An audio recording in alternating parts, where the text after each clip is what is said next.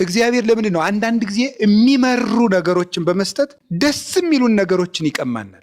እርግጠኛ ሆኜ የምነግራችሁ ከምድራዊ ደስታ ከደቂቃዎች ቀጥሎ ሐዘን አለ። ይሁዳ ብሩን ተቀብሎ ወዲያው ምንድነው የገጠመው? ጸጸት። ከዚያስ ታንቆ መሞት። በዚህች ዓለም ከክርስቶስ ተለይተን ያገኘናቸው ደስታዎች ሁሉ አንቀው ይገሉናል። ጠላቶች እንኳን ብንሆን እግዚአብሔር ይወደናል። ሰማይና ምድር በሙሉ ተደምረው የሰውን ልጅ አንዲት ፀጉሩን መግዛት አይችሉም። የሰው ክብሩ ልብሱ አይደለም። የሰው ክብሩ ሹመቱ አይደለም፣ እድሜው አይደለም፣ ዕውቀቱ አይደለም፣ ሀብቱ አይደለም፣ ወገኖቹ አይደለም። የሰው ክብሩ እግዚአብሔር። ዳዊት ሰው ባለጸጋ ቢሆን አትፍራው ብሏል ቅዱስ ዳዊት። ሰው እግዚአብሔር አብ በአንድ ልጁ ዋጋነት የወደደኝ ነኝ ብላችሁ አስባችሁ ታውቃላችሁ? በሕይወታችን ውስጥ በጣም ትልቁ ዋስትናችን የእግዚአብሔር ፍቅር ነው። የእግዚአብሔር ትልቁ ገንዘብ ሰው ነው ብሎናል ጌታ። እንግዲህ በወንጌል እንደዚያ ከሆነ ሰው የሰውን ትልቅነት እንደው እንዴት እንረዳዋለን ነው የውላችሁ። እስኪው ከአሉታዊ የሰው ልጅ ጠባይ ትንሽ ልጥቀስላችሁ። አሉታዊ የሰው ልጅ ጠባይ ለምንድን ሰው ለምሳሌ በጣም ኩሩ ነው አይደለም? ነው አይደለም? አይደለም? አሁን እናንተ አትኮሩም? ዓመት ሰርቆ እኮ አንድ ቀን መጽቶ የሚኮራ ሰው አለ አይደለም እንዴ? በደንብ ማለት ነው። ዓመቱም ሙሉ አመንዝሮ ንስሐ በገባ በሳምንቱ የሚኮራ አለ አይደለም ወይ? አለ። ኩራት ከሰው ልጅ ተለይቶ ያውቅ። ማንም ሰው ባለችው ነገር ይኮራል። ጆሮው ጅል ሆኖ አፍንጫው ትንሽ መለስ ያለች ከሆነ በአፍንጫው ይኮራል። አፍንጫው ሞኝ ሆኖ አይኑ እንደው ጎላ ካለች በአይኑ፣ እንደው ፀጉሩም ሉጫ በመሆኑ ምን ሰው የማይኮራበታል? ፈልጎ ነው የሚኮራው። ፈልጎ እጣቱም ካለች እሷን ቢሆን ለማሳየት በሆነች ነገሩ ሰው ይኮራል። እና ሰው ለምን ይኮራል ታውቃላችሁ? ግን ሰው መኩራቱ ትልቅ ፍጡር ስለሆነ ነው ሰው የሚኮራው። የገድለ ተክለ ሃይማኖት ጸሐፊ ይናገራል። አቡነ ተክለ ሃይማኖት እንደተናገሩት አድርጎ ወበይንተዝ ንዚያር እስመ ዝሁረ አላህ ኮነ ይላል። የምንኮራው ለምንድን ነው የሚለው? የልዑላን ልዑል ስለፈጠረን ነው ይላል። የኃያላን የትልቆች ትልቅ ስለፈጠረን እንኮራለን ይላል። እግዚአብሔር ልዑል ስለሆነ የእኛም መልካችን በእግዚአብሔር አምሳል ስለተፈጠረ ኦሪት ዘፍጥረት ምዕራፍ 1 ቁጥር 26 እንደተቀመጠ እግዚአብሔር ሰውን በአርአያዬ በአምሳሌ ልፍጠር ብሎ ስለፈጠረን የእግዚአብሔር መልክ ስለሆን ታላቁ እግዚአብሔር ስለፈጠረን ሁልጊዜ የሰው ልጅ ታላቅነትን ይመኛል። እና ኩራታችን የምትሰጠችው ለጤንነት ነው። እኔ ይሄ መጠን አይደለም እንድንል ነው። ይሄ አይመጥነኝም። ሱታፊ አምላክ ነው የሰው ልጅ መጨረሻው። እግዚአብሔርን መምሰል ነው መጨረሻው። ግን ምንድነው? ያችን የተፈጠረበትን ዓላማ ይጫናትና ያበላሻታል። ኩሩነቱ ኃጢአትን ተጸይፎ እግዚአብሔርን ለመምሰል ነው የተሰጠችው። እሱ ግን ለምን ይጠቀምባታል? ሰዎችን ለመናቅ ይጠቀምባታል። እና ሰው የሚኮራው ልዑል እግዚአብሔር ስለፈጠረው ነው። ከቃሉ ጋር ናችሁ? ከቃሉ ጋር ናችሁ? እግዚአብሔር ከሁላችን ጋር ይሁን። ለውበቱ የሚጨነቅ ብቸኛው ፍጡር ማን ነው? ንገሩኝ እንጂ ለምን ይመስላችኋል? ለውበቱ የሚጨነቅ ብቸኛ። አሁን በሬ እስኪ ወይ እንዴት ነው እዚህ አካባቢ ታጥቤ ያለው ምናምን ይላል። ፈረስ እንዲሁ እስኪ ጠቡኝ ይላል ወይ? ለፈረስ የተዘጋጀ ሽቶ አለ? የጃፓን፣ የሱዳን፣ የፈረንሳይ የሚባል አለ? የለም። ለጅብ ሽቶ አለው ወይ? ኩል አላቸው? የላቸው። ለውበቱ የሚጨነቀው ማን ነው መሰላችሁ? ማን ነው? እግዚአብሔር ነው። በነገራችሁም መልካም ማለት ምን ማለት ነው? መልካም ማለት ምን ማለት ነው? መልካም ማለት ምን ማለት ነው? ያማረ ማለት ነው። አታውቁታላችሁ እስከ ዛሬ መልካም ማለት ምን ማለት እንደሆነ? መልካም ማለት ምን ማለት ነው? ያማረ ነው። ውብ ማለት ነው። መልካም ማለት ያማረ ነው። አሁን እዚህ የቃላት መዝገበ ቃላት እያስተማርኩ አይደለም፣ የቴዎሎጂ ቃል ነው ይሄ። መልካም ማለት ውብ ማለት ነው። ብቸኛው መልካም ማን እንደሆነ ታውቃላችሁ? ኢየሱስ ክርስቶስ ነው። ብቸኛው መልካም ማለት ነው። እና ሰዎች ያችን መልካምነት ሲያገኙ ነው ሰዎች የሚረኩት። ያችን መልካምነት አይደል? ሄር ሰናይ ይሴኒ ለሃዩ እሙሉ ደጓ ለመህያው ውበቱ ከሰው ልጆች ውበት ሁሉ ያምራል ይላል መዝሙረ ዳዊት ምዕራፍ 44 ላይ ሲናገር ውበቱ ከሰው ልጆች ሁሉ ያምራል። እና ብቸኛው መልካም ክርስቶስ ነው ወይም እግዚአብሔር ነው።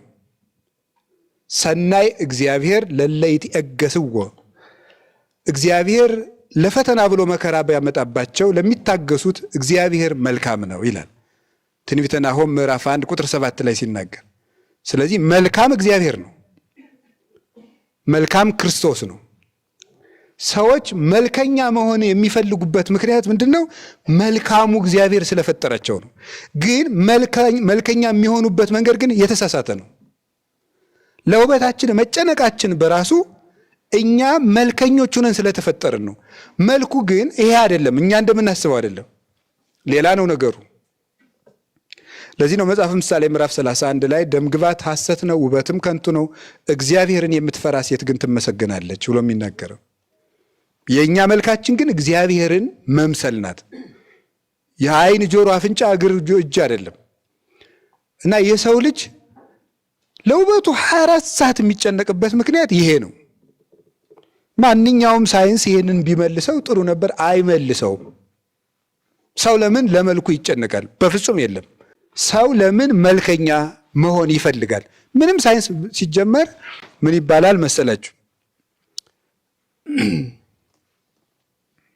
ሳይንስ ሃውን ነው እንጂ ዋይን አይመልስም ይባላል። ምን ማለት መሰላችሁ? ሳይንስ እንዴትን ነው እንጂ ለምንን አይመልስም። እንዴትን ነው እንጂ ለምንን አይመልስም፣ አያውቀውም። ለምሳሌ ንገራችሁ፣ ሰዎች ሲተኙ እንዴት እንቅልፋቸውን አይናቸውን ገጥመው እንደሚተኙ ማንኛውም የአይን ስፔሻሊስት ሊነግራችሁ ይችላል።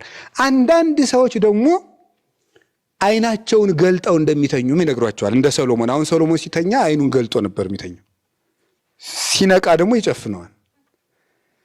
እና አንዳንድ ሰዎች አንዳንድ ሰዎች አይናቸውን ገልጠው ይተኛሉ የሚለውን ማንም ባለሙያ ይነግራቸዋል። ለምንድን ነው አንዳንድ ሰዎች ግን ገልጠው የሚተኙት ሲባል መልስ የለውም። ይሄ ተፈጥሮ ነው ብሎ ነው የሚመልሰው ማለት ነው። ለምንን አይመልስም። ሰዎች ለውበታቸው የሚጨነቁበት ምክንያት እግዚአብሔር መልካም ነው፣ በመልካሙ እግዚአብሔር አምሳል ስለተፈጠሩ ነው። ስለዚህ ምንድነው ሁልጊዜ ውበታቸው አያረካቸውም። ለምን? ውበታቸው እግዚአብሔር ነው እንጂ ይሄ ስላልነበረ ይሄ አይደለም። እግዚአብሔርን መምሰል ነው እንጂ ውበቱ ሁልጊዜ። ለዚህ ነው አሁን ሰው እንዴት እያደረገ እንደሆነ ታውቃላችሁ? እኔ አሁን በከተማ ምሰድ በውጭ ሀገር ምሰድ አያቸዋለሁ። የአፍንጫ ጉትቻ የሚያደርጉ ሴቶች አሉ። በጣም ብዙ ነው። በቃ እንደው የከንፈር አለ፣ አይጣ ላይ ድረስ ነው አሉ። ሰው አሁን በኦፕራሲዮን ሁሉ መልክ እያበጀ ነው፣ ፊቱን እየተቀዳደደ ማለት ነው፣ በቪላዋ እየቀደደ መልከኛ ለመሆን ማለት ነው። አይጣል እኮ ነው። ለምንድን ነው ይሄ ፍላጎት? አሁን ቢባል ውበቱ ሁሉ አለቀ። እናቴ ድሮ አሁን ቀሚስ አድርገው ያጌጡ ነበር፣ ውብ የሆኑ ነበር እናቶቻችን። አሁን ደግሞ ጨርቃቸውን ጥለው እያጌጡ ነው እህቶቻችን። ወንዱ ሁሉ በዚህ ጉትቻ እያበጀ ፀጉሩን እየተሰራ ሹርባ አሁን አልቋል። እንግዲህ ምን አድርገው እንደሚያጌጡ አናውቅም። ራቁቱም ሆነ አለቀ። ሰው ሁሉ አለቀበት። ይሄ ሁሉ እንዲሁ ይገርማል። ግን ይሄ ሁሉ ጨርቅ መጣል መልከኛነት አይደለም። መልከኛነት ክርስቶስን መምሰል ነው፣ እግዚአብሔርን መምሰል ነው። መልክ ትክክለኛው መልክ ወደ ክርስቶስ መምጣት፣ ጭምትነት፣ ራስን መግዛት፣ ከነፍስ ጋር መታረቅ፣ ለልብ መኖር፣ ለህሊና መታመን፣ ለዘላለማዊ ህይወት ስራ መስራት መልክ ይሏችኋል። እሱ አያችሁ፣ ይሄ ሁሉ ለካ የሚያሳየው እግዚአብሔር መኖሩን ነው። ከቃሉ ጋር ናችሁ? ከቃሉ ጋር ናችሁ ወይ? ሰዎች ለምንድን ነው ምስጋና የሚፈልጉት? ልብ ብላችሁ ጠይቁ። ለምንድን ነው ሰዎች ምስጋና የሚፈልጉት? ምስጉን እግዚአብሔር ስለፈጠራቸው ነው። እስኪ ሂዱና ዝንጀሮውን አመስግኑት። ዝንጀሮዬ እንደምን አለ፣ ጤናህ ደህና ነው ወይ? በጣም ነው ደስ የምትለኝ፣ እንዲሁ ጎፈሬህ ጥሩ ነው፣ በቆሎ ቆርጠህ ስትበላ ጀግና ነህ ብንለው አሁን ይገባዋል? ይገባዋል ወይ? እስኪ ርግብን ሂዱና መስግኗት። አቤት እኮ ደስ ስትይ ብላችሁ ምንም ፏፏቴውን ሂዱና እስኪ ዘምሩለት ከበሮ ይዛችሁ አይ ፏፏቴ ብትሉት አሁን ደስ ይለዋል? በፍጹም። ሲመሰገን ደስ የሚለው ማን ብቻ ነው? ሰው ብቻ ነው። ሰው እኮ ነው ለማመስገን ወይ ግሮ ራሱን ለማመስገን የማይጠራው ጥረት አለ መሰላችሁ? እኔ እኮ ሰዎች ራሳቸውን እንደሚያመሰግኑ ከምደነቅበት ርዕሰ ጉዳይ መካከል ንስሐ እየገቡ ራሳቸውን የሚያመሰግኑት ነገር ነው። ንስሐ እየገቡ መጀመሪያ ለመናዘዝ መግቢያ ስለ መልካምነታቸው የሚናገሩ ጽዋ ማህበር ጠጣለው እንትን የሚባለው ቦታ ላይ ያለውን ቤተክርስቲያን እኔና አጎቴን ያሰራ ነው፣ እንደዚህ ነው። ይሄን ገዳም ታውቁታላችሁ? የዚያን ገዳም የዓመት ቀለቡን የገዛሁት እኔ ነኝ፣ እንትን አድርጌያለሁ፣ ከሰው ጋር ጣልቼ አላውቅም ብሎ ከዚያ በኋላ ነው ንስሐውን የሚነግረን። አክብረ ያዘኝ ነው ነገሩ እኮ ስታዩት ማለት ነው። እንዲሁ እኮ ይገርማል። ሰው ሊናዘዝ መጥቶ ይመሰገናል ራሱን። እና እኔ በእነዚያ ሰዎች የምፈርድ መስሏችሁ ነው? አልፈርድም። አቤት ሰው እኔ የራሴ ጭምር ስለሆነ ማለት የሰው መከረኛነቱ ነው የሚያሳየኝ። ምስጋና ለመፈለግ እንደው አንዳንዱ ደግሞ እንደው ሻል ያለው ራስህን አመሰግንክ አትበሉኝ እንጂ ይላል። እንዴት ማንልህ እንዴ? እንላለን እንጂ እንዴት ነው ማንል? ካመሰገንክ እንላለን። ራስሽን አመስጋኝ አይበሉኝ አትበሉኝ እንጂ ለምንድን ማንለው? እንዲያው በደንብ አድርጎ በደንብ። አሁን ይሄ ደግሞ ጠይም ትህትና የሚባል አለ። መምህራን ነው እንደዛ የሚሉት። ጠይም ያለ ትህትና ምንድን ነው? ቀስ ያለች ናት። ትህትና መሆኗ ትዕቢት መሆኗ የማትታወቅ ነው። አሁን ለምሳሌ እኔ ውሸታም ነኝ። አሁን ለምሳሌ አሁን ሰው ለሰው ገንዘብ የሚሰጥ ሰው እኔ በጣም ንፉግ ነኝ ቢል ምን ማለቱ ይመስላችኋል? ኧረ ለጋስ ነህ በሉኝ ማለት እኮ ነው። ሲገለበት ታውቁታላችሁ እንዴ? እኔ ምን አድርጌ ያውቃለሁ? እኔ በጣም ቢል አሁን አንድ ሰው ምን ማለት ነው? እናንተ ጨመር አድርጋችሁ ተናገሩት ነው ነገሩ ማለት ነው። በደንብ አድርጎ የመመስገን ፍላጎታችን አቤት አቤት በደንብ አሁን አንዳንድ ጊዜ ደግሞ አውቀን የኛ እንዳይታወቅብን ሌላ ሰው በማድነቅ ወደኛ እናመጣዋለን። ሌላ ሰው በማመስገን ይጀምርና ገሌ በጣም ጥሩ ነው፣ በጣም ጥሩ ወንድም ነው እንላ። ከዛ ቀጥለን ደግሞ እንላለን እኔ የሚገርመው አውቀዋለሁ እንላለን። ከዚያስ 3 ዓመት አብሬው ኑሬያለሁ፣ ከዚያስ ያስጠናሁት እኔ ነበርኩ እንላለን ማለት ነው። በደንብ አድርጎ ነው ሰው እንዴት አድርጎ እኮ ለራሱ እኮ እንደሚል ታውቃላችሁ? ለምንድን ነው ሰው ምስጋና የሚፈልገው ነው? ምስጋና በጣም ይፈልግ። ሕፃናት ወድቀው መሰበራቸው አይደለም የሚያሳዝናቸው። ስለምንድን ነው ሰዎች ስለነሱ ምን እያሉ እንደሆነ የሚጨነቁት? ከዛ ቤተሰቡ ጎሽኔ ልጅ አንበሳ ምንም አልሆነም ካሉት እየሳቀ ይነሳል። ይገርማል እኮ የምስጋናን ጉልበት ተመልከቱት። ሰዎች እኮ ጭቃ ዳልጧቸው ወድቀው ተሰብረው ሁሉ ሰው ቀና ብለው ነው የሚያዩት። ይህ ምንድን ነው? ሰው ለምስጋና ስለሚጨነቅ ነው። ሰው ለምስጋና የተፈጠረበት ዋናው ሰው ራሱን የሚያመሰግንበት ዋናው ምክንያት ለምን ይመስላችኋል? ማንም ከተፈጠረው ፍጥረት ሁሉ ምስጋና የሚፈልግ የለም። ምስጉን እግዚአብሔር የፈጠረው ምስጉን ፍጥረት ስለሆነ ነው። መጨረሻ ላይ ይህ ዓለም ሲጠፋ ሰው ምን ያደርጋል? ይመሰገናል። ታውቃላችሁ? መጨረሻ ላይ ዓለም ሲያልፍ እንመሰገናለን።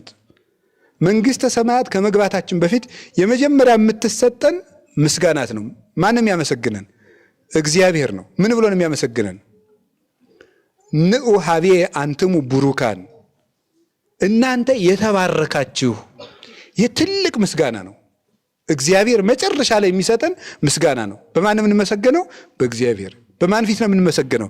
በመላእክት ፊት። ስለዚህ እግዚአብሔር ሰው ሲያመሰግንህ ደስ አይበልህ የሚለው ማን ባመሰግንህ ይሻላል ብሎ ነው። እኔ ባመሰግንህ ይሻላል ነው። እንዲበዛልን ስለፈለገ ነው፣ ነፍጎ አይደለም። አንድ ነጠላ ሰው ከሚመሰግንህ ወይም አይላፍ ከሚያመሰግኑ ግድ የለም ቢሊየን የሆኑ ሰዎች ሁሉ ከሚያመሰግኑ የዚህ ሁሉ ራስ እኔ ባመሰግንህ ይሻላል ብሎ ነው። መጨረሻ ላይ አብዝተን ለመመስገን እኮ አሁን ማን መሰግነው ታውቃላችሁ? ምስጋና መጥራት ያለብን።